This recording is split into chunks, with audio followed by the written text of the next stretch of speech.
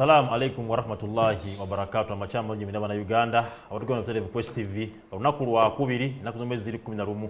Mwezi tuli mugwa kutaano omwaka 2020 eranga buli omu kati asuze ali bulindala tutekateko kuba ntwaliza president omujja agenda okuba nti atukulembere senya kino ekiddako eky'omwaka 2026 naye nga tekyali kuwona nyakulala era nga agenda kubalayira eyalangirirwa tibuhabulwa president Kaguta MUSEVENI agenda kuba alangirirwa era agenda kuba alayizibwa olunaku olw'enkya wali Kololo atali katagemanya program the sharp talk no Tamale Mirundi era nga tuseda wali agenda kuba naye tubeera naye mu nsonga ez'enjawulo naye nga tugenda batutula ku nsonga era ndoza yakulayizibwa kubanga bingi ebyogedwa ku nsonga eno poliisi evuddeyo amagye gavuddeyo bomu bitandise okuba nti ebikubwa emmotoka ez'enjawulo babalaba buli omu yeeteekateeka abantu bavuddeyo ensimbi zategeddwa okuba nti zikola ku mukolo gwo nawe zo weeziri nnyingi nga sinakuba nga ntukawo agenda kuba nga njogera okuyozayoza baganda nge n'abasiraamu olwokuba nti mututuuse ku nkomerero y'omulimu gwoba nti Allah gweyatukalekako okuba ntugukola okusiba omwezi gwa Ramadan era nga tusiba ennaku z'omwezi ero ziri 20 Ramadan era nga mbeebaza okuba nti mukyasiibye nsaba Mungu wa kitiibwa abe nga atwongera okuba nga atuwa empeera yaffe kubanga teri kyannaku musiba nti bagamba kola mulimu notafuna mpeera yagwo naye ate gye tulaga mu maaso awo mbakwiza okuba nti wa zakatul fitiri kubanga ekimu ku nsonga ezinga mazirongoosa omukusiba kwaffe nga nokuba nti oza okugulira madamu sharia nokuba nga oza okugulira enkoko eza Idi ekkanzu zaaki so okuweza zakatul fitiri olongoose ekisiibo kyo kyakubiri tujja kuba tugenda mu Idi banayite mu kujjuka ne mugenda mu bidongo ne mugenda mu mabaala kubanga oba osibidde bwemagi ne mudda mu ziroogi byobadde okola training gye tubaddemu ey'omwezi ogumu tulina okutambula obulamu bwaffe bonna mu bulamu bwaffe so tubikuume nga bibadde naye awo mbavuddeko era nga ngenda kusaba omukukunavu nkulaba leero ng'onekaanekanye twasoma kubeera bubi naye wasoma kubeera bulungi wangamba gutalina nnaku sirina nnaku what you call ennaku those are challenges and God gave us brains. I'm a man who has spent 8 years without a government job. Okay. My children are going to school. Bali balowooza nti bajja kunjooga ng'abalala. Bwe tumujja wano nga tumuteeka wano tusula kasasiro ne babba 5 billion ne badduka nazo. Nawulidde omu ku bo nga ayogera nti every person, every head has a price except mine. Chicho yangu hakuna price. Buli musajja every man has a price. Nze sina price. Yeri bugoli priceless. I'm priceless. Sujoge. Because God has given me more than I bargained for. Okay. When I go to my village, tuliya abantu abo basatu betwenkanye emyaka. The rest died out of HIV. Okay. Mu family yaffe ndi mwana wa mwenda ku 11. I'm the 9th out of 11 children. Ne gwenga gweka gwowulirika. Mama bwe yazaala. Gwenga gweka gwowulirika. Ekitegeeza mama wange singa yali apulakisinga family planning. Temwalinda. Tetwandikulabi. Yali komye ku baana abo. Basatu. Era ne nkukwatira ewange ng'osomesa family planning. Nkwasa omuntu. Tobikkiririzaamu. No. Olinga nze nange saagala family planning. Because my mother, I'm the 9th out of 11. Ekyokubiri, from newspaper vendoring to the longest spokesperson of the president in this country. Kati Katonda nkyamusaba ki? Olina kumwebaza. Naye ati sigenda mu church. Lwaki togenda? Katonda tali mu church. Kituufu talimu. Naye ati holier than your religious leaders. Nedda muzeyitamu tuleke naye gwagenda neeri mu party mushiriki n'ogamba oli hole andi nkugamba ate Katonda akkiriza shiriki nze mu nsi ndi ebintu ebi I respect 4 things. My parents. That is one. The second one, obusajja bwange obutambala nga obusajja bwo buveeko even before God notekawo obusajja bwo no otamusajja Tamale muyita shiriki Mukama talina muyambi Mukama talina muyambi talina muyita. Why do you believe in matters? Mu Bukatuliki kati Nyerere agenda mu batuukirivu. It's going to be said. Kakati if you can agree nti Nyerere akola ebyewuunyo ng'ogamba otya nti ebyange okuwa bajjajja bange n'enkuma ekyoto n'omwenge shiriki nabo bali mu ggulu. Gulu lyawa. Can you judge them obajajingira kuki?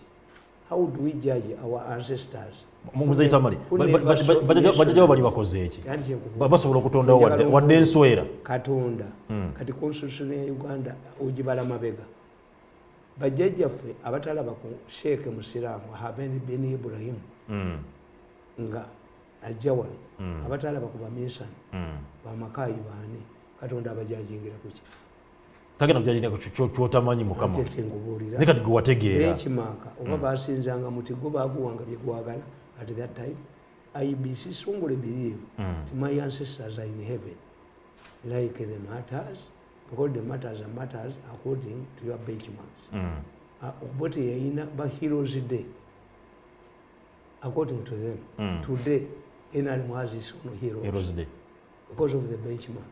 If we get another president, we also create, Bobi Wine will also create his heroes. Are you starting to Bobi Wine is the next president? And using benchmarks if he comes to power. So, kati nzo omuntu mu Uganda gwenti ali muogo, hakuna mwingine. Moja peke yake, rais ya Uganda. Yeka gwotya? Yeka. Mu Uganda, mu bannabyabufuzi. Oti omuntu omu yekka moja peke yake. Omuti obo mu respect. Mu respect. Era kasitaku besimu naga nti Mirundi. Why are you attacking that man? He's attacking you. Wacha. Sikuddamu. Sikuddamu. Naye kasita takola wacha. But total destruction. Muzeyi Tamale tutandikirewo. Ekyokubiri. Nti bannayuganda balina okumanya nina akatabo kange nkaleseeyo kali mu mmotoka bakakuwe nti mbatunulya nga bayiya amagye nabagambye waliwo ka quotation yakatambula when you see a wedding heavily guarded it means that the bride was snatched. Singa embaga batyako obukuminga bw'amaanyi omugole baba amubye bubbi. Yes, ebyo babalimba tewali agenda kutabula mikolo wano even if nga ndi mu gavumenti nempulira ebyo it's normal. Muzeyi Tamale obba ebibuuzo byange njatandike n'ensonga eno biliyoni ziri 7 ezateddewo okuba nti bateekateeka okuwolayo kwa president ebiliyoni 7 zonna is it worth okugenda ku mukolo ogwo Muzeyi Tamale mugera gye tuli mu eno eyakazigizigi kakati nze do you think bannansi abasawo bakola ku covid ne bakyabanja ssente za allowances tebazifunanga you think mu family yaffe temuli bizibu but tuyina kye tuyita practice. I have to dress properly because I'm the ambassador. Ninogula amasuuti amalungi n'engatte ennungi.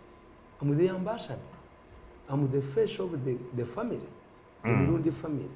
Kakati nze mbagamba tulina ekintu bakiyita inoculation ekyalema abana aba gavumenti. Inoculation means to prepare people for bad news. Nti I cannot deploy soldiers except olwaleero twali badde tulina naba plane clothes fanya fujo okoleki owone. Why? Look what the character of the opposition in Uganda.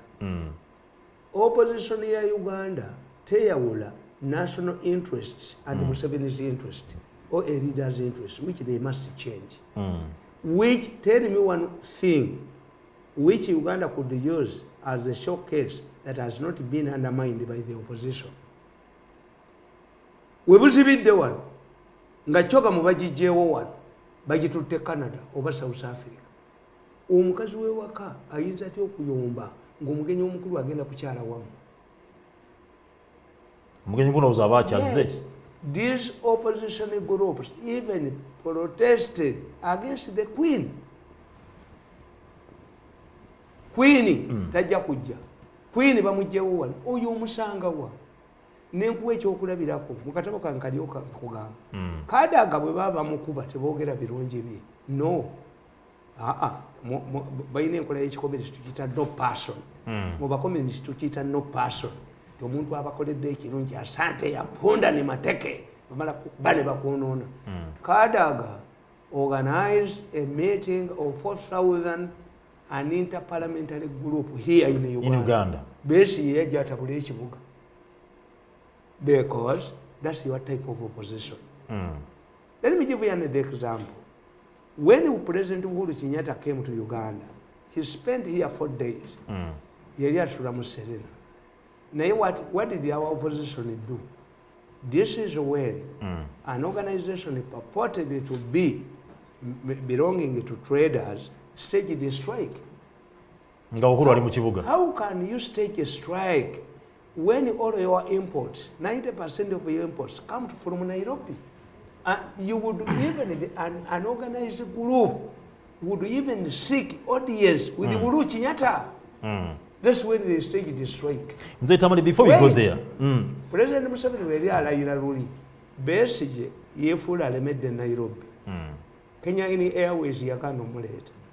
Museveni insisted we cannot leave any Ugandan outside because there is a function here. Besigye must come back. Arrive at Entebbe airport, clear and leave for his home. Museveni insisted that Besigye should come back. Besigye yajja ne mukazi we yalemera kubayita ababiri n'alyoka akola effujjo lyonna mu Kampala ne bakuba ababaka ba pulezidenti abajja wano amayinja emmotoka ya Goodluck baagikuba amayinja pulezidenti wa Nigeria. I've been repeatedly saying it. I was summoned to a Nigerian court to give evidence nga baagala okuba foreign minister Noah Esowaayo. Okay. Kakati kyenkubuuza opposition ya Uganda tugimanyi bwetyo bwekola. I've already known that whenever you have a wedding ey'omwana mukazi wange gwatazaala akola effujjo mbuulira bagenyi tibannange omulaba ebitateredde amaka gawo ne bwe gakola ki inoculation. Kakati what singa nze ndi mu government as a strategist naalikoze eki? One, Inspector General Police Inanga yali bagambye Uganda is a democratic country. Those who want to protest at the function where you are free, come and apply and we give you escort and we tell you where you are going to protest. Protesting in a democratic society is allowed. Is allowed.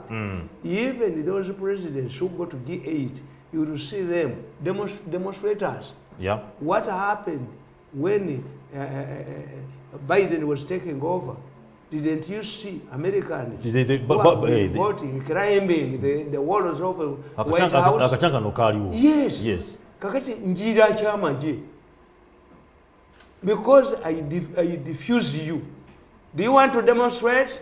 Any Ugandans who want to demonstrate? What did the answer? We know Museveni did not get 90%. What did the answer? Walabanga embaga bagikumye kitegeeza omugole mubbi. I rang several people yesterday. Nafunyaba. Nembaga nze bwe mutegeka emikolo gyammwe temunconsideringa. But because I'm a supporter of Museveni, I'm not part of government. Let me give you advice. Nabagambye nti natunuulidde TV ya Spark. Ate bo tebabirabo. Natunuulidde TV ya Spark nga bataddeko ab'amawulire be bakuba emiggo okubogoloza. Why? Because if you have a function, there is an advanced team. These people in the hotels, lwaki bataddeko, lwaki abasipaaka lwe basazeewo to recognize, to celebrate the day, yaliwo day ab'amawulire. Yali magakawo mwezi nga mutandikawo. What do you do? Kati ojja kusanga nga gye basuziza abagenyi nga tebayisobola na controlling content. Ayina okuba nti afuluma. I call you, I can even withdraw your licenses. But if oba oyagala embeera ennungi, lwaki togiteekawo? Lwaki ova controlling content? Nga naye bikuswaza. Bali badde baprovidinga where the country came from. No, Mr. Tamale, the issue is baleme kukola bikyamu. Kuba bannamawulire kola na biki. I'm talking about a woman who is malicious.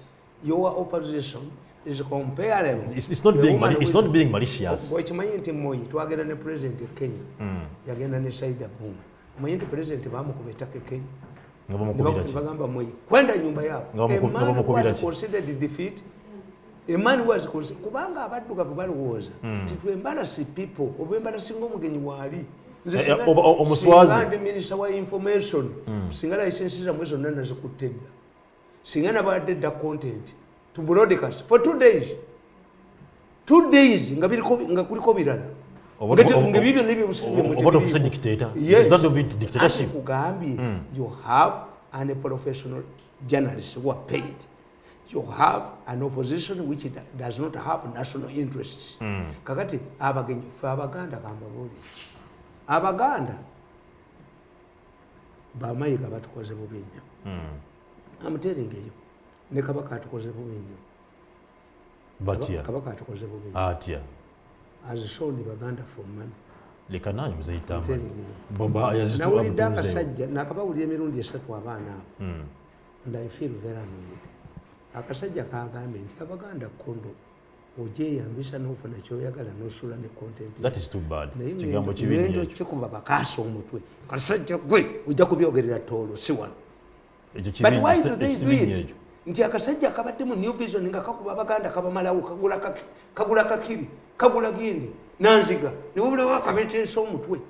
Kakati nkubuulira ne gamba tifu abaganda apart from Mayiga who is a money maker and the kabaka is the katikiro and the Nabagereka who is a money maker. No ndi mukyala wa kabaka. That's my opinion.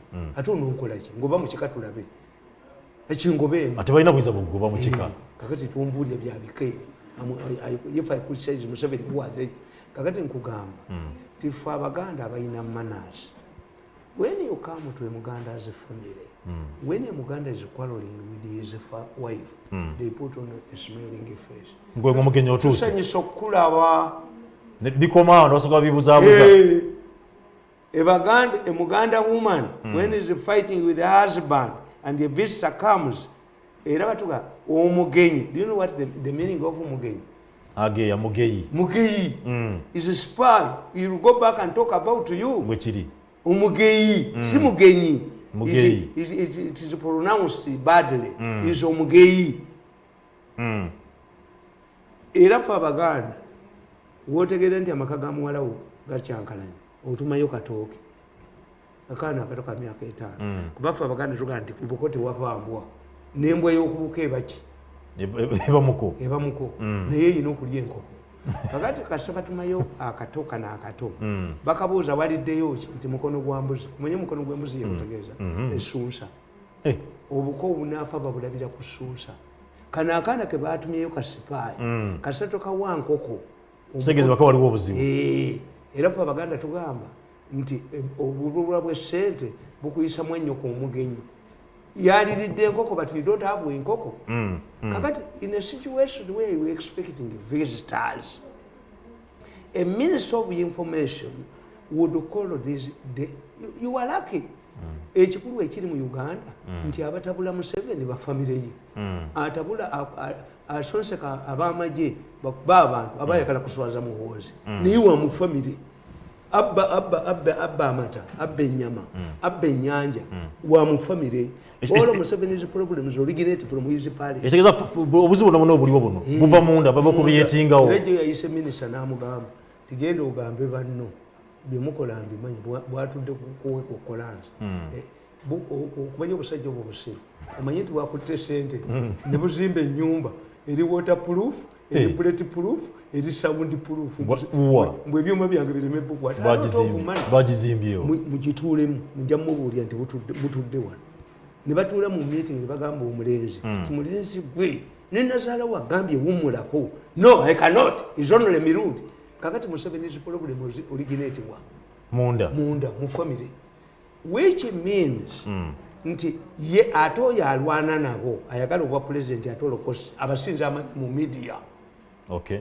Nti media olwaleero nze kambabulire najja mu media mu 1980 1979 nali ntandise okuwandika amawulire naye there was a directive by the time I came. Uli lupapula lw'amawulire mu Uganda lwali luyina pigeon hole ku Ministry of Information. Nga muli kitugano na from 78 ng'osanga mu story nga bagiwandiisa abo bamayanja njuki. Era ku OAU omanyi nti Amini yaggalawo olupapula lwa munno lwa OAU Sekabembe n'atandika Bukedde. Do you know the history of Bukedde? No. Bukedde was started by Sekabembe in 1975. Okay. Because munno was closed. Lwaki Amini yaggalawo munno? Ebyuma bya munno byali bikadde nga tebisobola kufulumya ekifaananyi the second day. Twalina ba hand composers baani. kakati olupapula lwa munno lubaana okufulumya ekifaananyi kya Amin nga gulawo OAU n'abayita n'ababuuza why didn't you publish my picture my photo a picture is painted the photo yeah tebabyawula abantu kakati ne bamugamba nti ebyuma byaffe bikadde yabaga muggalewo Amin closed munno for failure to publish washi yabawa kyuma waliwo faaza bamuyita faaza Lutayisire gundi Juma Olis yali minister wa information n'abayita n'abalwisa awards they usually do kati faaza Lutayisire yali report okuva munno n'amugamba nti honorable minister we have a deadline a deadline is a time beyond which your story cannot be published yamugamba I've dismissed you from your newspaper. I'm waiting for ministry. I called you as a minister. I have not received a statement from Idi Amin. Now you are telling me that you deadline. Yamugoberawo. Era Lutayisire because he could not be find jobs, a job anywhere. He joined the priesthood. Yafuuka mu Catholic. Yagenda mu bwafuazi. Juma Olis n'ayita abamawulire n'abuuza wa Taifa empya why didn't you carry this story of Amin? You have not been covering the OAU here. Baali obuza oyinza obayita abalalu but when you look at them baali baagala gavumenti yaabwe nekimulemu editor nekimulemu okuddamu reporter n'akiddamu. Do you see we have a problem of Juma Olis yamugamba now that you are senior editor cannot explain and you can explain you are the editor in chief now mu lupapula olutali lwawe nga baweera ebiragiro Uganda Agas neefulumya ekifaananyi kya Idi Amin nga yeesaavinga musajja bamuyitanga byabafumu yali saabu editor kati saabu editor byabafumu bw'alaba Idi Amin nga yeesaavinga ku mukolo n'alowooza nti this is the good side of Idi Amin. Let me publish it. Era eddoboozi ly'abafumu liri nnyo ku Radio 1 oba obuulya nga bagenda okusoma amawulire y'abafumu yayita Juma Olis yayita Lubuulwa yali photograph wa Uganda Agas y'abafumu yali aludde nga basaabu edita bwe balwawo yasuze mugundi n'amubuuza why did you use this photo? Are you saying that Idi Amin is impatient, he cannot wait to be served? Ne wabaawo omusajja era yali wa Uganda Agas. Amin attacked Nyerere as he usually did. Kakati omusajja oli mu kifo ky'okuwandiika nti Amin raps Nyerere yawandiika nti Amin raps Nyerere yadduka emisinde wano teyasulawo. Kyegezaako okugaa kiriki nti these ministers of information irrespective of their level of education we are monitoring what was happening what was going on what is going on kakati olupapula lwa monitor luwandiise eki you would call them nobaga nti at least even if giving them naye olunaatekayo sente nanyini buyinza ng'akolawo akakampuni ke ng'adduka nazo ne kaleediyo k'omukyalo takasasula fe atuyitambwa kakati media yabalema this for 2 days. Even if I give every media institution, the major ones, who knows? Jebasuze, jebagenda okusula mu mahoteli. Who is monitoring? What channel is jeba eri mugundi omwo? I've visited. One of the things that Museveni helped me to do, he exposed me. Twagendanga mu mawanga amalala. Twagenda China nga baselebratinga. Nga kuliko firimu ya Mao. How he liberated China. About because they think that to be a minister of information, the most powerful minister of information during Hitler's government was Joseph Gobez. Joseph Gobez was a highly intelligent man. To be a minister of information, you must be highly intelligent. You must monitor. Kakati Joseph Gobez ye musajja akyasinze okulimba mu nsi. Germany was losing the war, but Joseph Gobez was organizing press conferences every day. Today, we have sent 7 battalions to the west. we have sent 7 battalion to the north nga tewakyali mujasi n'omu era Balinians abali mu kibuga Berlin woke up one morning and they saw the Red Army, the Russian army had already taken over Berlin.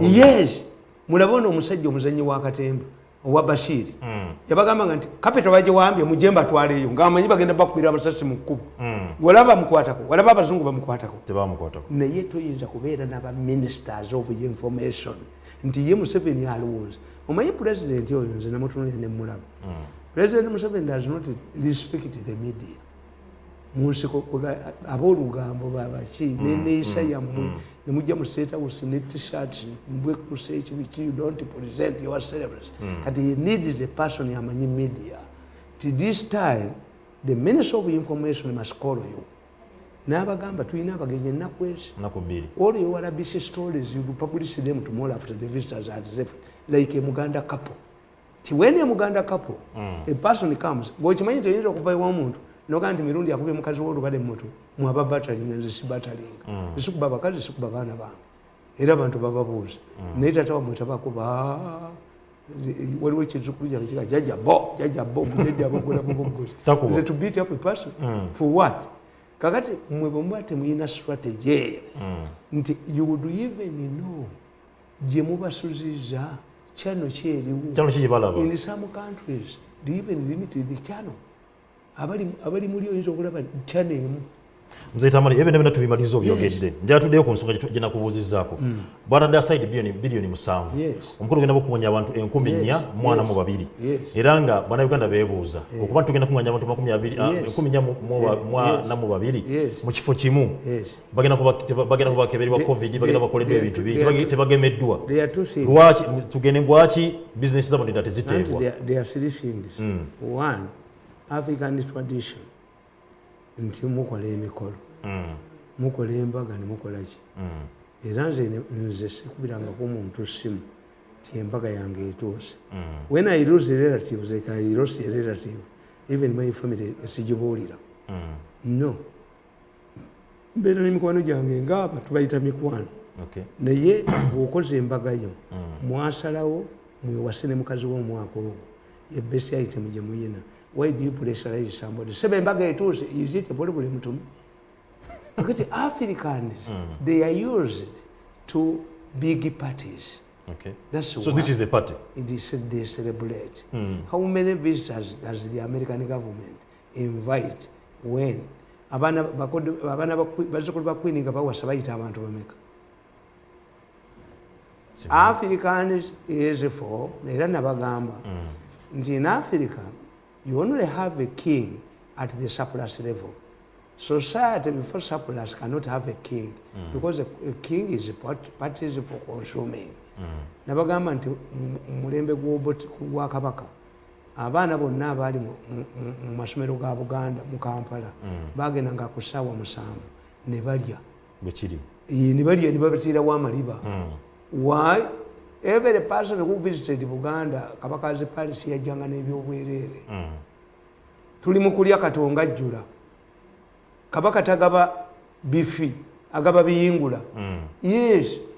So, African tradition is of celebrations. So we are celebrating. That's why you're calling out these numbers. Yes, that you believe. Ubanga Museveni yawangudde akalulu nkati wali yasanyuse. Kivula nti Heroes Day obote yagiteekanga mu ssente tewali bubbi ku obote gwokimanyi nti ku mulembe gw'obote nali mu senior yawe nga basenior 6 ne 5 babawo omusaala alawensi abali mu kusoma. Yes, nga mwali mwesi nga ssente eza Heroes Day bagenda okuva ku UPC headquarters nga bonna bazina kiteekeko olwaleero ku nalweyiso ne bannakalema tuzirabako bammole tuziraba esente za UPC za Heroes Day buli group yazifunyanga ku security abeeta abaaki. Okay. Celebration. Omanyi nti embaga y'obote yamalawo paundi emitwalo 3. Embaga obaga. Obote's wedding yamalawo paundi emitwalo 3. At that time paundi yemu yali mu sente za Uganda 2 siringi 2 era twakayitanga aka paundi. Fabakula mu 60s. Asingiza Uganda bit twakayitanga akapound. When you but organized that lavish wedding, the embassies protested. But in Abagamba, what type of people are these? I fought for independence. And much of the money was raised from private people, the Indians. Embaga y'obwete n'emmere mugende mu mubuuzi yamalawo pound emitwalo eki tetuganye neka tuli mu mbeera ya COVID-19 era nga buli kimu kiri restricted bwaki butukunganya abantu bano bonna abantu 1,400 mu kifo kimu ekyokusatu is not a recurrent expenditure.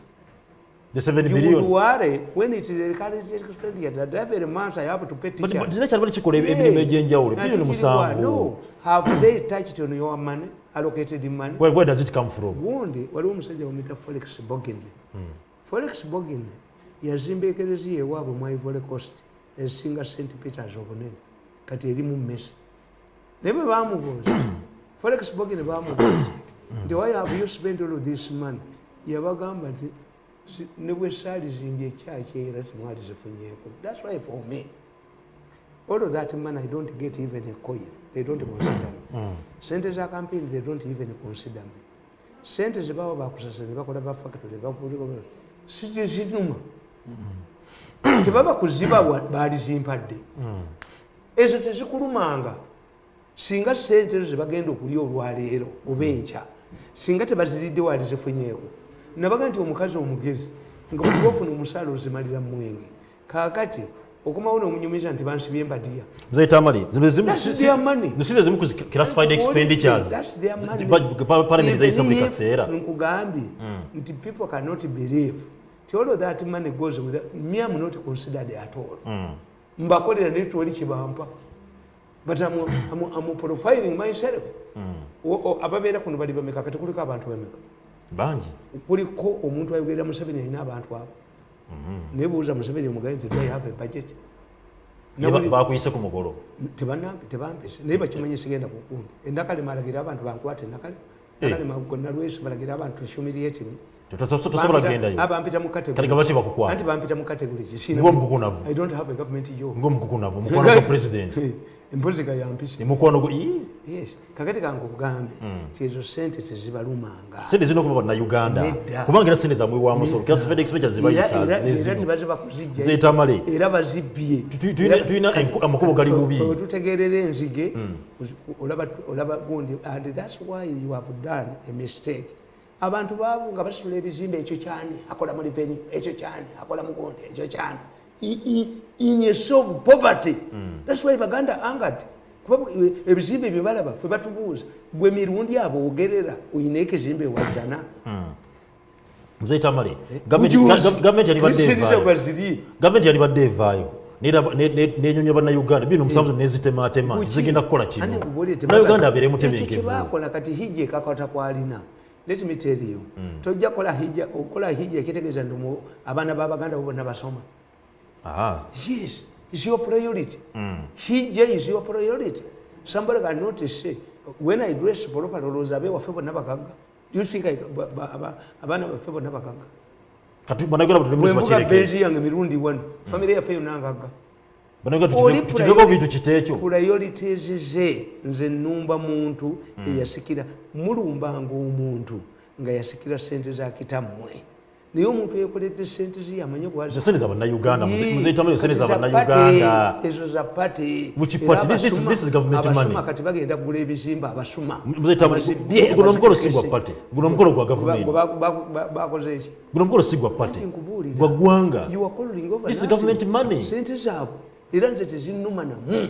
Tujja kulaba kati tugenda kulaba tipe eziyiwa amayinja obudde bwonna nga abantu bamanya yazibbi kyobula tumijja kusigaza kannakamu nti ono mutwani wa Kajiji ne banne yali omwavu ng'awunya oluwumu kakati balina ebizimbe buli kibuga kyowuli ekibatadde ku ssente balinamu batutte bamwine bamututte Masaka kuba balina ebizimbe byabwe n'abakoba is going to be the executive director of Masaka bajja bagobayo mujja kuddukayo putting that aside mujja kuddukayo Mzee Tamale president yavaayo anti mulya mwekka mujja kudduka omuntu n'ali enkoko n'obukunkumuka obuyise wansi nabo naabulyayo kapa zimuluma engalo kapa zijja baluma engalo kakati bw'obabuuza balina sente njagala nkubuuza singa olwaleero obuuza omwanika w'enaalera namayanja azina yazina beswagikinga olwo funo tabeerawo batwala Domba anazibba olwo gundi ayogera bya busiru Haji Nadduli baleetawo Kiwanda anazibba nibakuba akalulu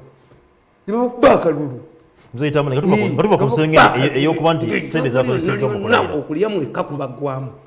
President yavaayo n'agamba juzi nti okuba nti ata amabaala na biki na biki ayagala abantu abasooke bagemebweko at least 80%. Muliiza Mzee Tamale naye agenda kuŋŋaanya abantu 4,000. Lwaki omukono tegugenze takoledde mu State House Entebbe nga badde akola emikolo gyonna egibadde gitambula mu ggwanga ennaku zino? The law in Africa is a cobweb of only snatches, small insects, ebiyenje bigiyitamu. But in Europe, the advanced countries, a law is a blind kid who doesn't know his parents. Kati bitu bimbuulira. Ndipo ekyo kakati bw'obabuuza bitu bimbuulira. Naye tewali ajja kugema bantu mu Uganda nga Diana akyali minisita. Atajja mu bakatambi yabadde ne mulamu we. Nga kana akakazi akalina omuntu okalinga mangada gakyali noddira omusajja kyovula bafa kakati kankubuulira bwekyabagema oyo gundi Kazimba. Do you see Anglicans responding? The problem overhaul the ministry yabba emmere nebba eddagala netakulira n'abasawo kati abo bali discredited.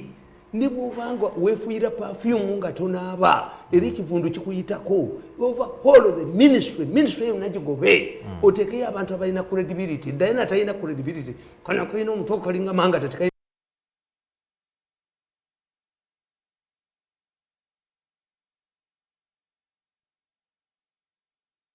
Putting that aside, Mzee Tamale tewali ajja kugemebwa under a discredited staff in the Ministry of Health.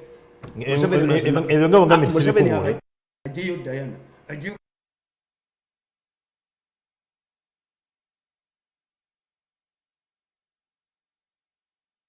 gwomanyi mu byalo bwe bagamba Museveni bamukuba mpiso nkalu bamukuba mazzi. Why did Museveni make sure his UNEP succeed when he cannot succeed now? I told you, when a government loses public confidence and trust, everything becomes a referendum. A referendum, yeah. Bagana. Kituufu. Yes, abantu balina credibility mu Diana nakana akakazi akalina omuntu okalinga manga dakwogera ebyobusa. Akazi tukaveeko. Kati Mzee Tamale bwe bwakeredde eggulo ng'amaka ga Kyagulanyi abortion leaders abasinga Kyagulanyi Besigye gonna gasiringidwa off amajiga gakuuma. Mukwano gwange yavudde n'ayogera deputy spokesperson w'amagye n'alaga nti Kyagulanyi musajja wa kitiibwa alina okuba nti akuumibwa ate bati bateekayo amagye ate nga bamuyisa ne ku mukolo. Tension yonna yakya amagye okubeera mu kibuga gajjudde kafiyu ayongezeddwamu. Gavumenti yaabwe yali etabuse abakyoli ne bakubira Smith apo n'akyake ng'ajjayo ono mwangaga nti uncoordinated troop movements. This is when you should even might balina planning. I can say a man who is intelligent like me, I can say we are in Somalia. Ali Shahab wants to take advantage of the swearing ceremony to assassinate prominent people in Uganda. Therefore, security has taken measures to protect our people, especially from the opposition and those we deem necessary. Parliament in Kamaji 2 weeks before.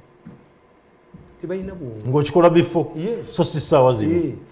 Because the intelligence takeover, if I get intelligence to infiltrate MPs, lwaki sitegeera nti bagenda kulwana mu gundi nababuulirira nabagamba nti ezo uniform ebyambalo bye balina ebimyufu baali babikolera Wakiso. The man was making bwe nakyogerako n'agoba ne mukazi we nti nze muketta. Why is he so efficient? Nti abagenda okulwanya mu parliament era ne muli emmere ne mugiteeka mu muzikiti ne mulumba kyaki abagenda okulwanya mu parliament nga tutegedde ekitegeeza poor intelligence. The intelligence didn't know what the opposition wanted to do, was planning to do. Kyova olaba nti Besigye yalimba owa military intelligence kandifo kirumya ndisi yalagira ne bakuba omwana wa naye ayina sanctions ziringa mawali. No, yalagira Besigye yalimba aba military intelligence n'alimba aba ISO mbu there is a wound plan ne bayoola abantu ono munnabwe abalwanyisa owa family n'akakaati k'abaserikale n'abawa ssente akyayise mu bwozi be bali mu detention be bakuba abantu be bakola ki it was an inside job kuba kyayise kakati me a person who has a brain nkikola ki waliwo akatabo bakayita state craft nabaga nti mu Uganda kakande yakayita nange you plan before. Most of the things that are done are not real. 2 weeks ago, ono mukyala ayogerera amagye ranga me and I told her you are missing. First of all, you have a travel ban. America and the European Union buli gye mwasindisa abantu ebagamba temugenda mu Uganda. Kakati ate gwoga nti bagenda kulumba. Why do you mention it? Arrest them. Tukyogera nako bakwate bukwasi okay tubazudde bakodera South Africa atera amafosa anajja tasobola kujja. Yes, they don't have a think tank. Bo balowooza nti buli kintu yonna ne bawagekayo analya ssente ne bawagekayo analya ssente ne baleetayo bapapesi baabwe. The brains, we have brains, we lift. Oyo omulenzi yatujooga ne tudduka yali alowooza nti ajja kutujooga toyinza kunjooga. You have the brain. I work in another government.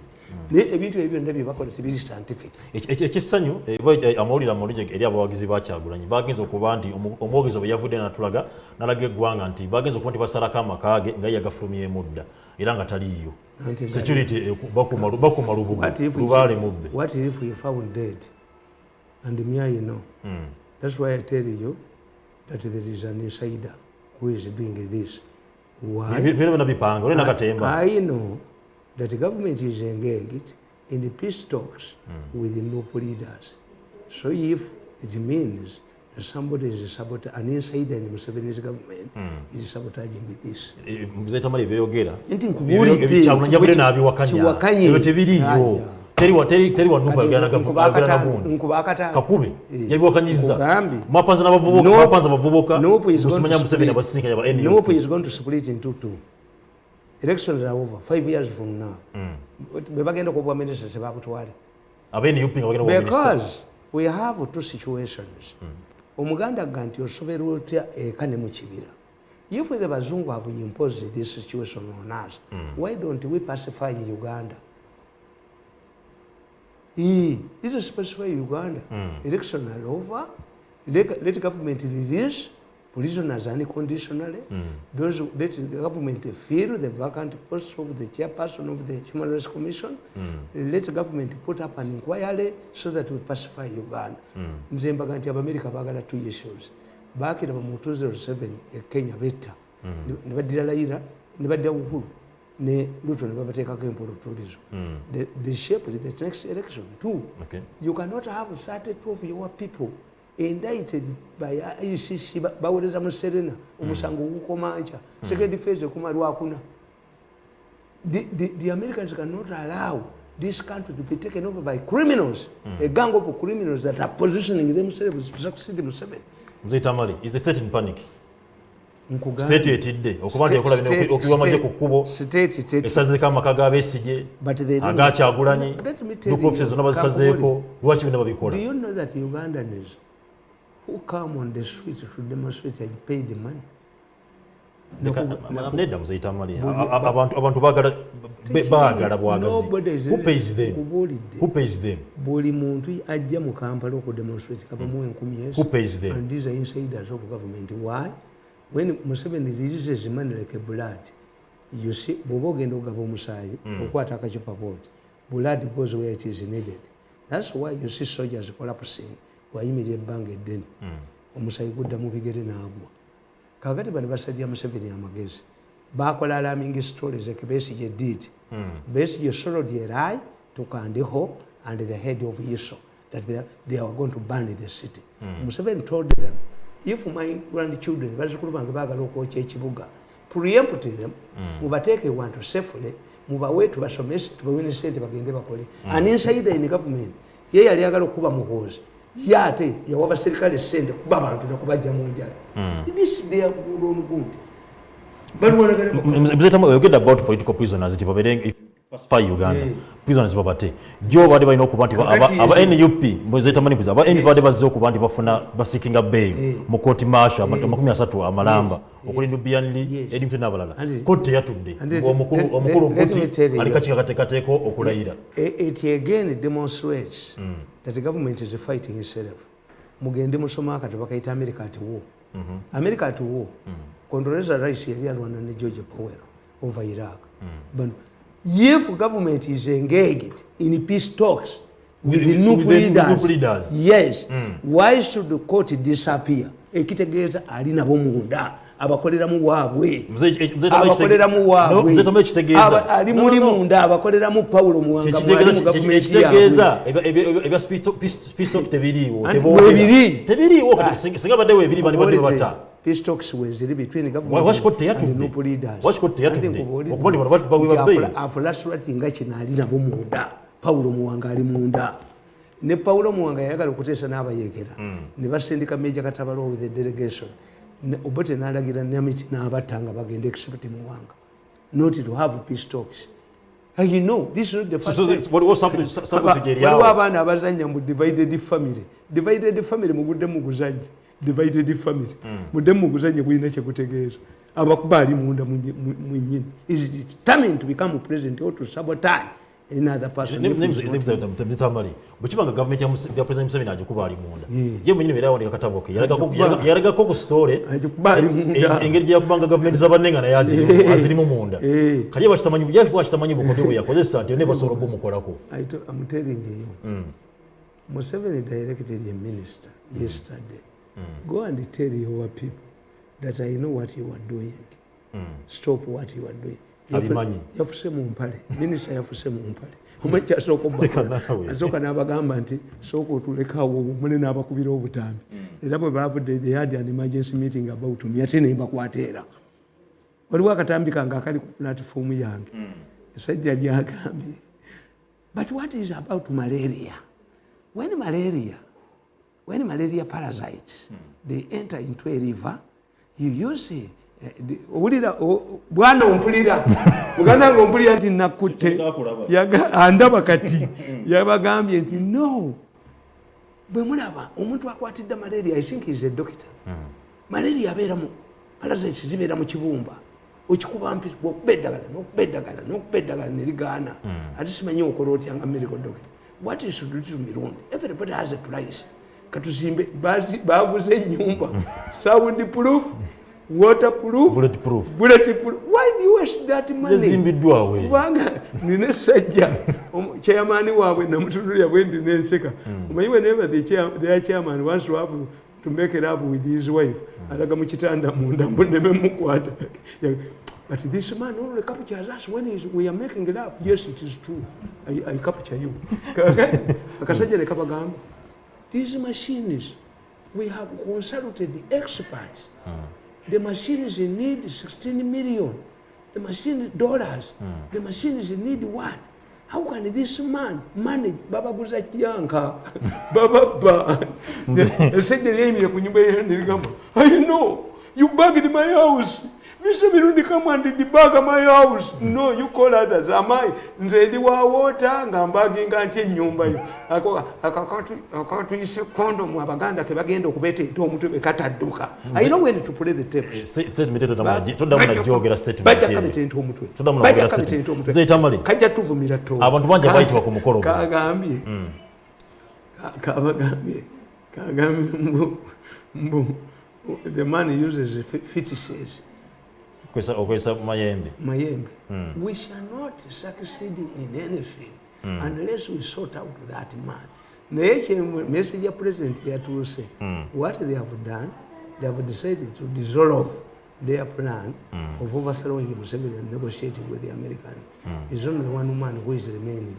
Ne kwasinga okurespecti nga mama naye nabawulidde ngamuga ngabamuga nti n'oli akuganda gundi wumula naye ali ditami okujjako nga baserikale gavumenti yawandikira bempale ne bazimujjamu gavumenti yawandikira abakulembeze anamu babiri heads of state anamu babiri obali bagula single function n'abantu bine bavuganya president nabo yabawandiikira naye ku bonna kwakofinga nk'abantu 11 kabaka confirming inviting you lwaki abantu batalinga down invitation there is no constitutional requirement that the president of Uganda shall not be sworn in unless a certain it is not there kituufu tekiriyo. There are people who don't turn up because many countries why many this time and many countries nga ne banne benyini yavuganya nabo baganye tebajja kugendayo. Many countries bayina covid. Many countries, why does Uganda host many? If COVID, why did you invite them if they had COVID? Why does Uganda host many conferences? This is where for them Ababibalo was anti-image building. Why do we have the African Union meetings now held in Addis Ababa? Bakizula tiamawanga manje o eyo yinekisirani. Why? Nti bujholodinga Museveni heritage yafuka chairman wa OAU buli batwala ne papa bakugamba nti ayine ebisirani. Immediately the Pope left Kenya, was almost overthrown. The Pope went to South Africa, apartheid went. Kakati abantu batya papa ne batya nachi. Many countries don't want to go on the expenditure. Nabaga nti Chogam, the British Prime Minister will sleep at his ambassador's high commissioner's residence. We shall have 5,000 mufune bitanda kasanvu bano basudirwa abagezi ne bagamba invest in our companies. What you needed was to Malata from to here. President traveled, we traveled Singapore, Australia, New Zealand, everywhere inviting. Some people don't come. Yes, they don't have money. But there is no constitutional requirement that the president of Uganda shall not be sworn in unless a few leaders attend his swearing ceremony.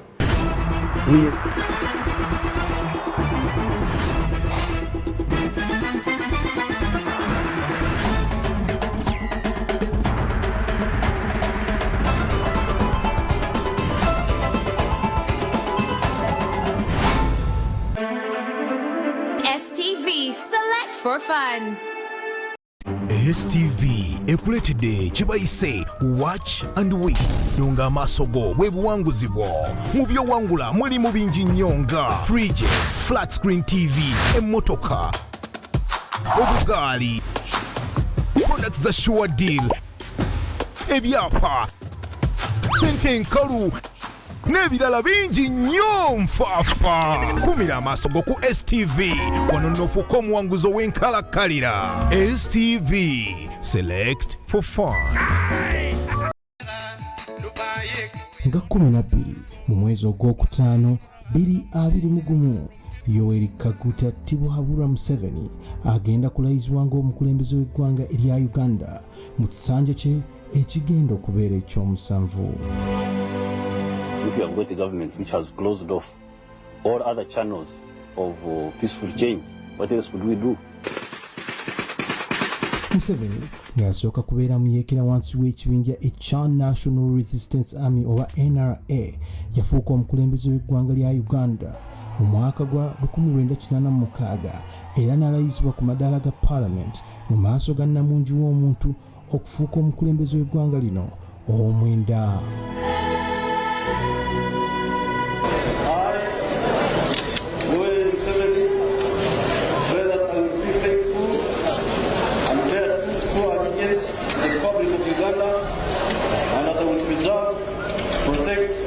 And defend the Constitution. So help me God. Mutabani wa Muzeeyi Kaguta ng'asibuka lwakitula mu bitundu bya Nkole awezezza emyaka 35 ng'akulembera eggwanga era nga twolekera okulayizibwa kwe. STV egenda kubanga ekuleetera olugendo lw'okumulayiza emirundi gyonna okuviira ddala mu mwaka gwa 1986, 1996, 20, 2016, 2011, 2016 ne 2021 mawulire gaffe aga select ey'enjawulo okutandika nga 3 May. N'olwekyo tosubwa. STV, select for fun.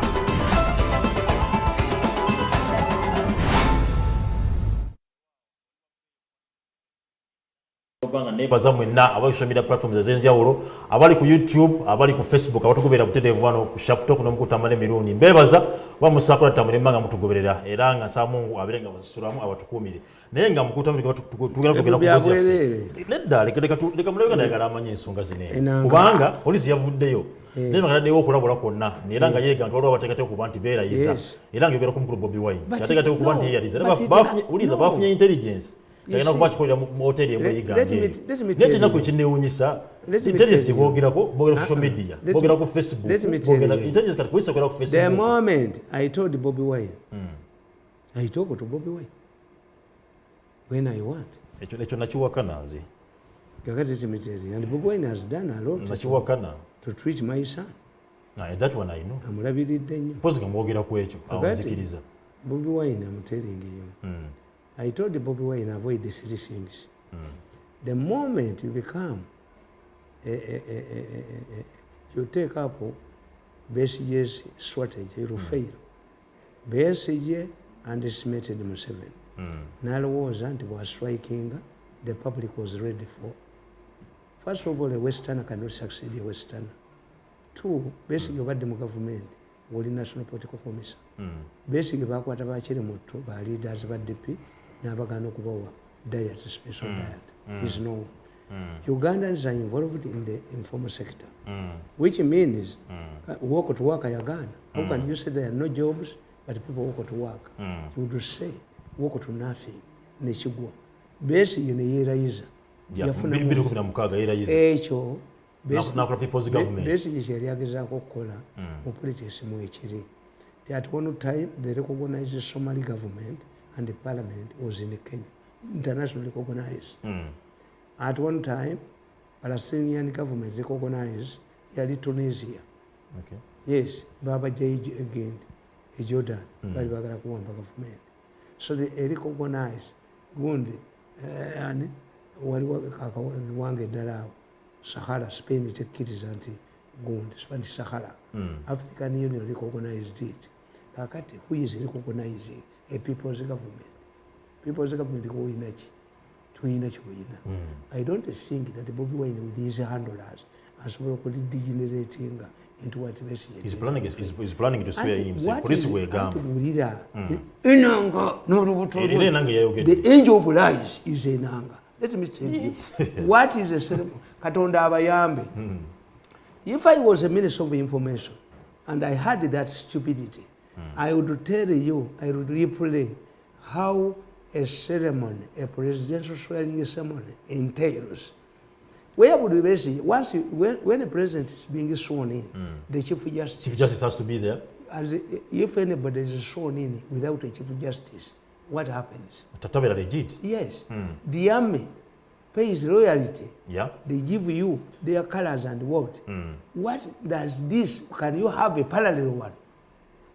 Which means we never walk or yes. It's like a widow retaining or a divorced wife retaining my name. But what you know way be? Intention you never. Banonya sente. I'm telling you, about police banonya sente. Bombi bayogedde kutwabira byeko emmotoka y'omukungu sakwa mmanyi bulungi ya famara disi wejjinja era gye bakuba emmotoka yo bagikuba gena Georgian House bakubona emmotoka bbiri nawo sakwa gwe bakuba ne bamushumiriyetinga lwaki yange tekubwa lwaki yange tebagikuba ate gwe bakwagaza oli mu gavumenti mbatta gwe toli mu gavumenti anti sakwa ne bamala okujogajoga ne bakunyala ku mutwe ne bakunyako ne bakuba omulimu mu yiso n'ogenda those one ne bamukuba bamukube they are angered n'okubisa abantu tiyagase enkya nokwata engalabi yona akasajja kalinga skeleton n'ogenda mu yiso nze oyinza okumpa omulimu nengendayo. I have been operating without a government job for 8 years. Tosobola kunya ku mutwe nodde omuno nyala ko gwakubiri ate nze nagana okunya ku mutwe bino police ebipanga omukulu yavudde nalaga when why do they target Sakwa? What statement has Sakwa made?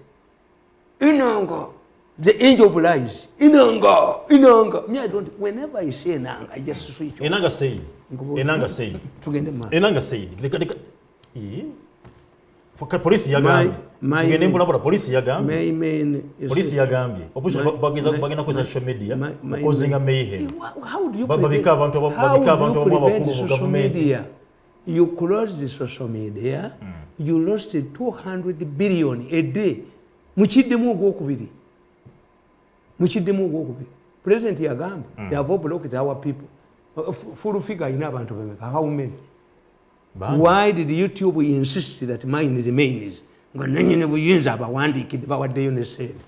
tell me you are rubbish. I came here for serious That is rubbish. This is my best book. Museveni the Revolutionary. Museveni the Revolutionary. It catches all aspects of the history of this government. President Yangamba, you reprint our books. Buina mululuwo, bandika muluwo, mulungereza mulunyankole muki. Sebeera ba Buganda. Nenyine buyinza ya mbumukolere. Oli kacheka akano nje benye ndo mbatte mu bana mu. Nje bamutani kwa kajiji mwaso omutu. Temuli nkozesa akumu. How? Benalaba wananga muli bavu muli bayitirivu. Mzitamani sechuka. Teri muntu yanda omwavu agagga wala. Teri muntu yanda bakonga ndi mwavu. Oli musajja Muganda. Iyo pesa ya damu. Oli musajja Muganda. Money, Nikoza kubire ngoma na uzina. Namwe muli bantu mmwe timuli sobola okunjogamu. Nze nkugamba my main point for today. Why has Museveni clocked 30 years in power? Which means I wrote this book. Bagamba President Monday 25th November 2013. Nabaga musajja omumuwe ekyuma atukubira This book is a personal gift to mark my birthday. Nene enkofiira emitwalo 2 nine kati mbyambala bwamba zingaba bigabi. Wazali 25 November. Wananyine buyenza mbwajja kungo toli nkozesa. Never in life. Every head has a price. Mine hakuna price. Mine hakuna price. Kichwa yangu hakuna price. Zeta sente nkubomu tayimbwa. But even Uncle Sam failed. How can Uncle Sam fail? I talked to him. Yabakowa mwe. Bulenzi mwe. Get it from me. But you named Yabakowa. Nzaitamali you named your Don't price. hapo bonna. Wasaba 10 billion. Nje njagala 10 billion. Nandi zisizo wabasaba. Nobody twene kuchoka buli muntu ina. Bajja kubetera akasajja katufumye tuli condom. Enkozeseeko. Asajja kwa vex. Statement yeyo jiveko. Kajja kudduka wano kadduka ekigali naye wano kajja kuddukawo. Kajja kuddukawo. Nkubuulira. Nkugamba, why Museveni has clocked 30 years in power?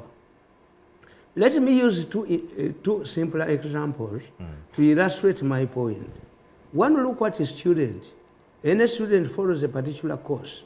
You start in a nursery school, enter primary school to secondary level, and then university. At all levels, the same student goes through a different stage in education, reflected in different subjects and examinations. At every level, you compete with others, and there are those who are dropped along the way.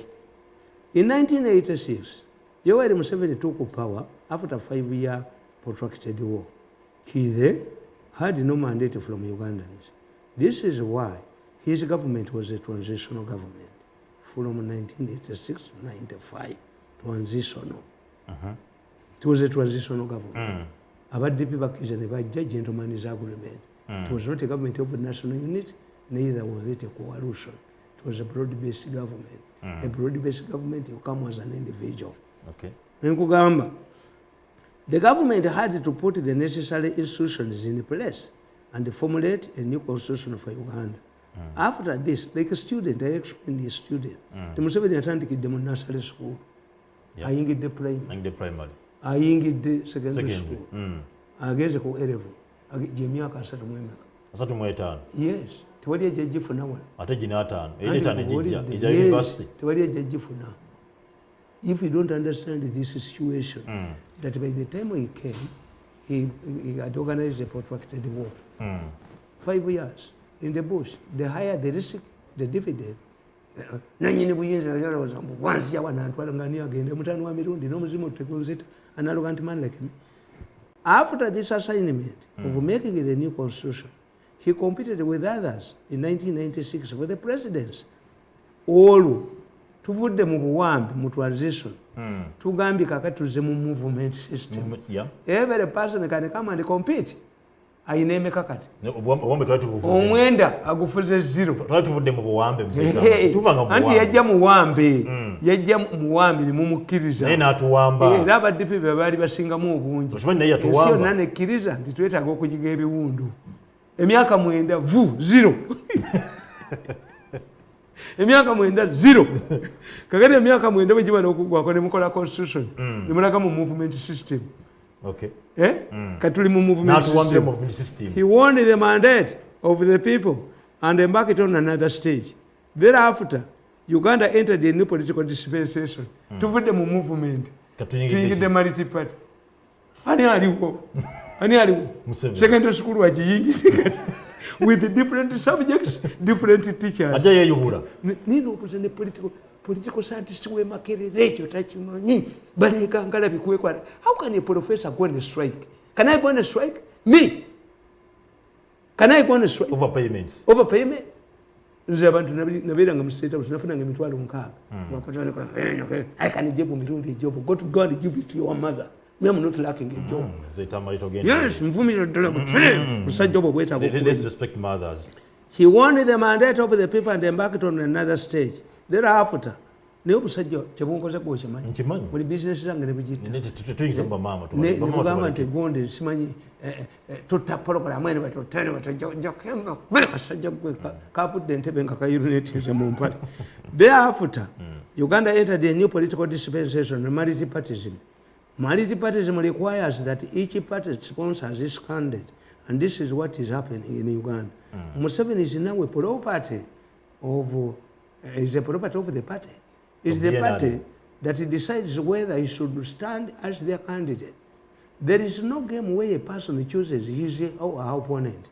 Since all political parties choose their candidates freely, Museveni remains a matter of NRM. Anybody who wants to stop Museveni should be a member of the decision-making board of NRM, or must sponsor a more popular and stronger presidential candidate. This is the bitter fact. I recently heard a comedian on one of our local FM stations shedding tears that I have seen one president ever since he was born. I answered him. He did not tell us how many schools and education institutions has gone through in the last 30 years.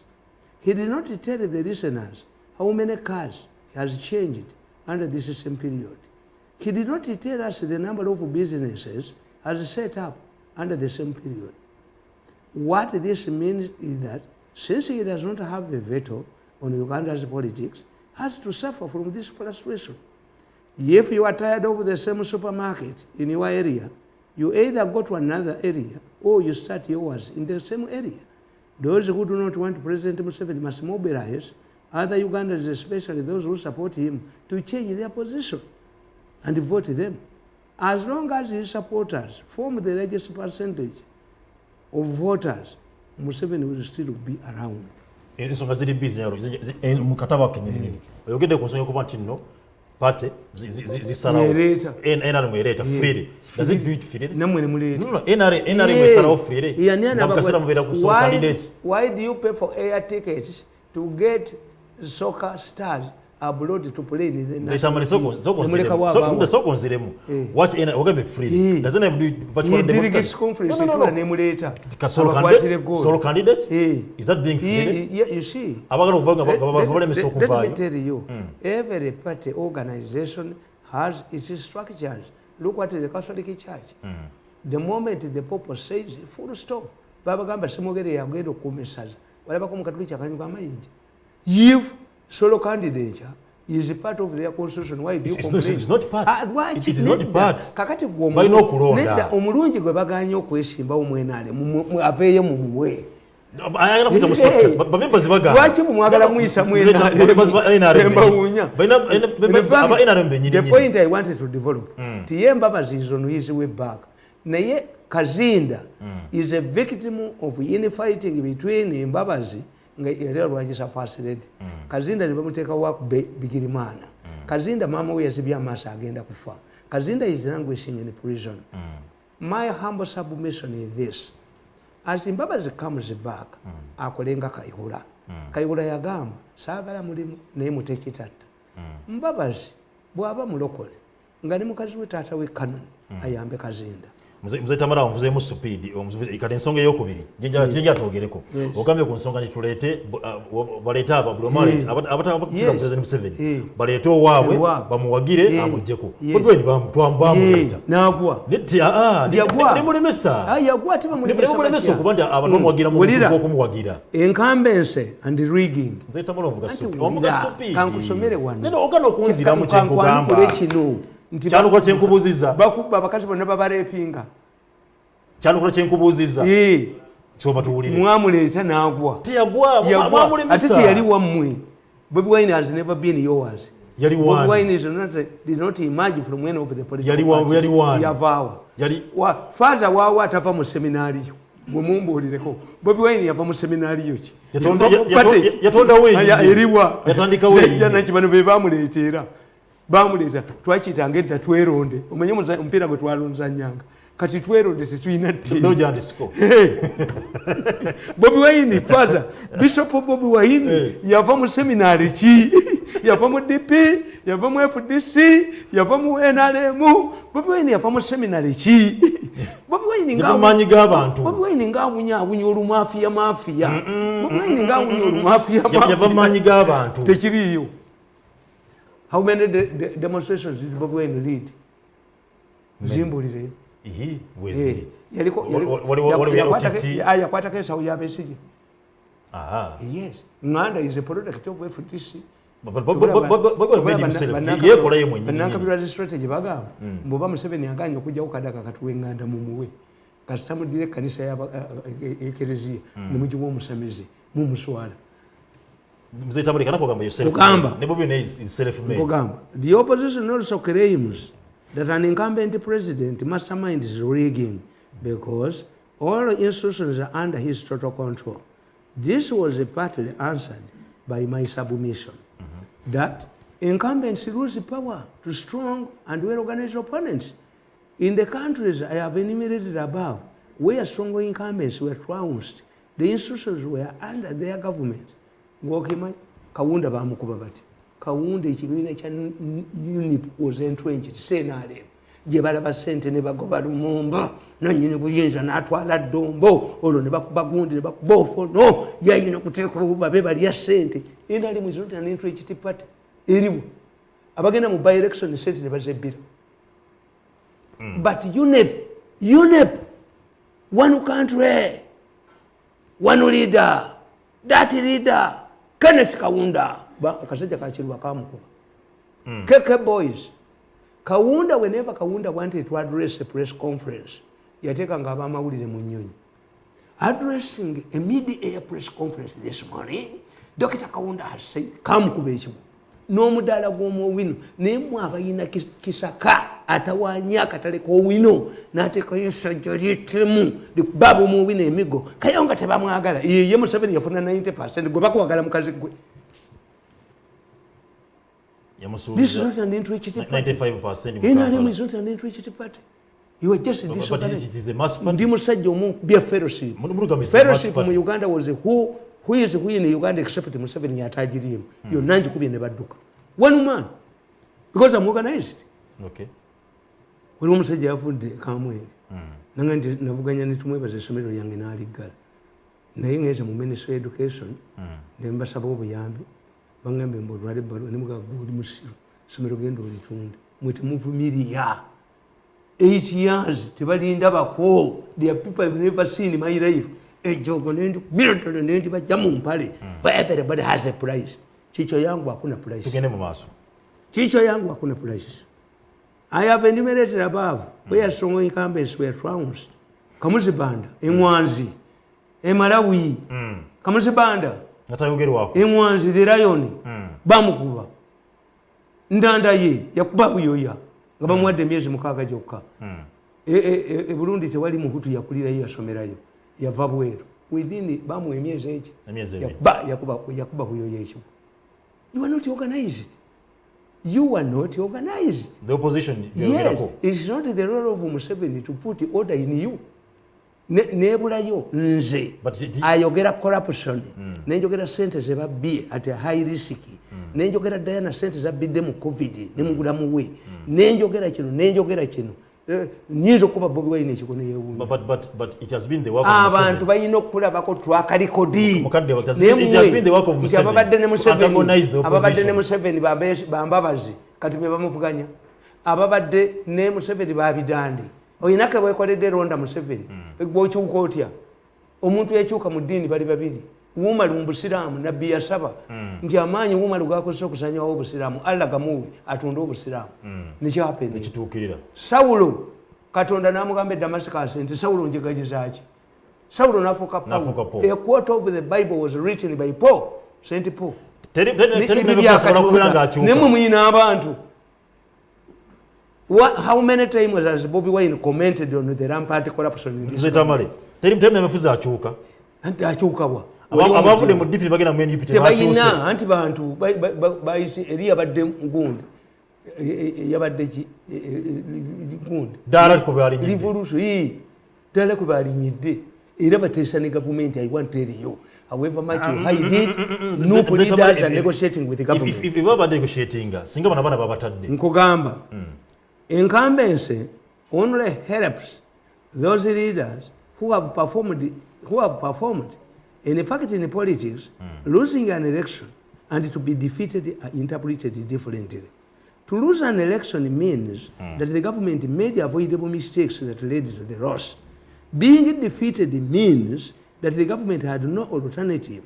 The voters were fed up with it. Therefore, rigging or no rigging, the most important fact is popularity and support. Do you believe Museveni has no support in Kampala? In 2011, all of the councillors in Kampala were NRM. Lukwago came to Kampala as an independent. Nebagala mujja munte yasoma. Lukwago got $600 million shillings from an NRM man. Ngasubire enguudo mu Kampala. Lukwago did not have gond polling station teyina observers on 1,000 polling stations. It prompted numbers of military volunteers. Ani yayogera nga Sematimba akuba Lukwago bava mu NRM ne bakubira kojja Sseggone essimu ti obululu bwetu staff yenze buli ku Kampala High School was Sseggone ne fado nabaga musumululeka kyali kinali mu munda. People wouldn't want Sematimba. Why? Kampala bamubiramu nnyo kibola baleeta kesakana atigomye ensi itakana atigomye ensi nga bali beekwesi n'aleeta essajja ettemu n'aliteeka mu wino ne bakozesa omukazi ono akabokedde ne kakuba omukazi omunyankole. Why don't you say that a trader? Oyo omukazi okimanyi nti baamukwatako oyo omukazi president yabawa miliyoni 10 byewino ne babiteeka gundi nakyobe n'abiteeka ku account mu Centenary Bank. Omukazi oyo yagamba abasajja bavudde mu State House ne banteka ku gun point ne batwalako 2. That woman you see there making noise ayawulira mu bantu n'abawuliramu. And kugamba has Bobi Wine commented on the Wino people? No. Bobi Wine Tamale. You cannot grab power. The people of Kampala. Museveni is not defeated in Kampala. Museveni loses. Bakisaka. It is defeated. Uyo mwana tumwebaze yaleka yononye Kampala yenna. Museveni is defeated in Kampala. Tumwebaze yagula akataleka na akebiti. Milioni 10. Bilioni akebiti akaliwo. Akausafi. Bwe mukuba mwe bali muziika. Nenkugamba. Does the NRM rig elections? Yes. I tell you. To understand the difference between rigging, political maneuvering, and tricks, we have to examine the two. Rigging can only be done in an election process. For instance, in the case of parliamentary elections, the consequences can be gerrymandered. Ngana nkabiro kyeyakola. Nti yakola ekintu kyekimu obote kyeyakola mu 8. Gerrymandering, you call it gerrymandering. But that is also rigging. That is also rigging. That is also rigging. That is also rigging. Parliamentary election bakubba. One babasinza amagezi nago tebansobolanze. Who creates constituencies? It is them. Constituencies are created after census. Every 50,000 people must have a constituency. Kati bo basala amagezi. elections population census ebeera ya myaka 10 bagikola in such a way ne bagikola in such a way nti bafune time nga parliament oba cabinet. Where do you find the cabinet, the ministers to create constituency for themselves? If I'm a real opposition leader here, compare the Raila Odinga, what happens in the government here, Kenya. Do we have a person like Raila Odinga? But who does that much? It is the reserve. I think Kuburi, Temuina leaders. Let me join the opposition. It is about numbers. This is the process where constituencies are made in favor of government supporters. In 1980, Apache, for example, had the same constituencies like MPG, which at that time included Wakiso, Butambala, and MPG itself. Today, the area is represented by 10 MPs. Omanyinti Muchinana, Gundi, second year Java. Senda wona yali achikirirawo kati waliwo bemu 10. Ninkugamba in Masaka Bukoto that was represented by no MP in the 1980 parliament Senda wula. The area is now represented by 5 MPs. The difference is that either for creating constituencies are clearly unknown. Every 50,000 people must have a constituency. This omanyinti abena ali mbaina constituencies zirimu abantu omutwalo gumu. Where is the MP? Where is the politician here? Who is doing that? Where is an opposition leader here? Baba kwatire mumulabe bebavulula bebakenene endusu. If I go to the opposition, these people will tremble.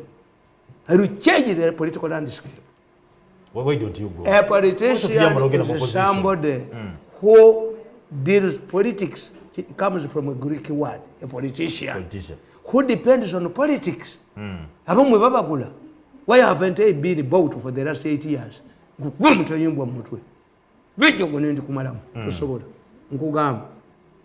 Their government applies the same criteria in creating districts, municipalities, and the lower councils. Katibuli city yonajo wulira n'oliyanti eyo bagifudde city.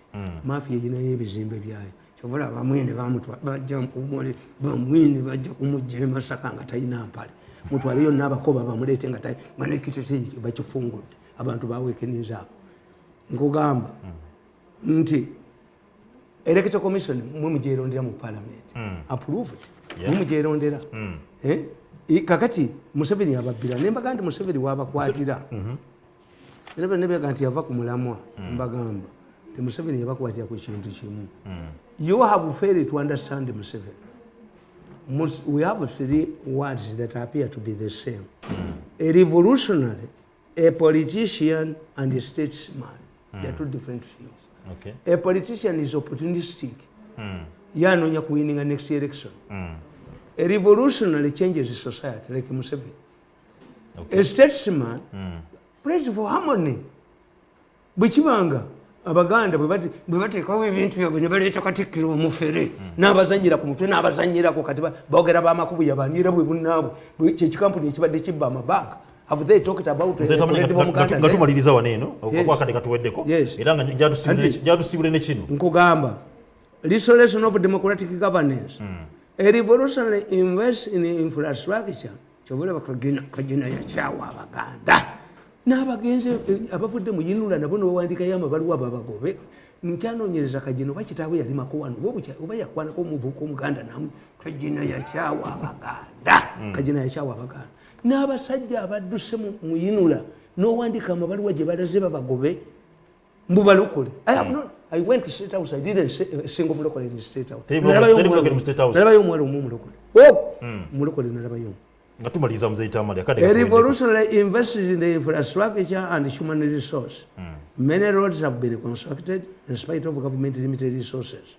The government put up 20 investment parks. Nebazibba. Nebaga nti wenamma wayina n'okubeera oluguudo oluyita waggulu gawadde banka bawadde sente nasasira yamenyi zaala.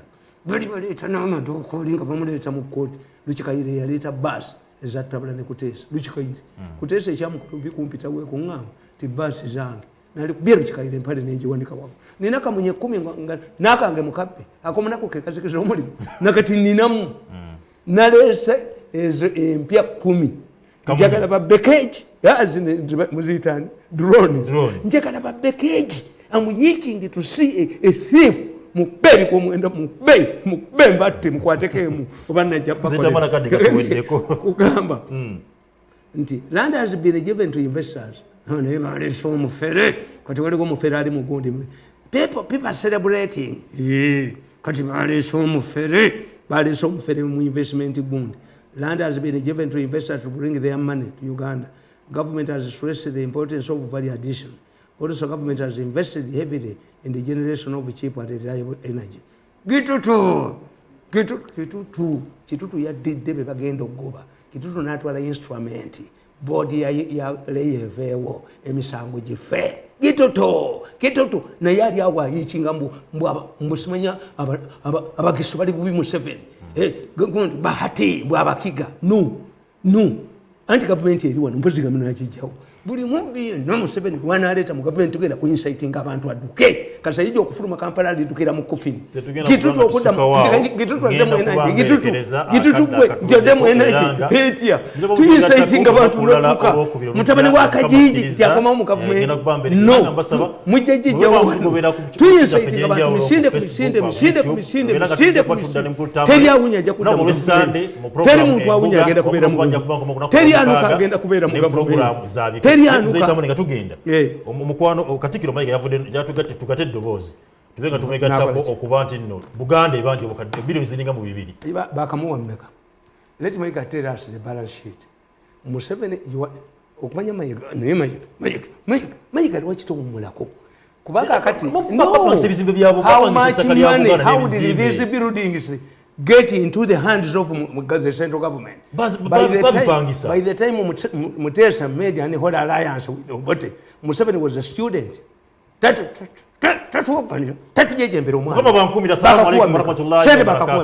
Obati abawameka ezo Obati abeera n'obiri okuva mu nkaaga n'abawayo ssente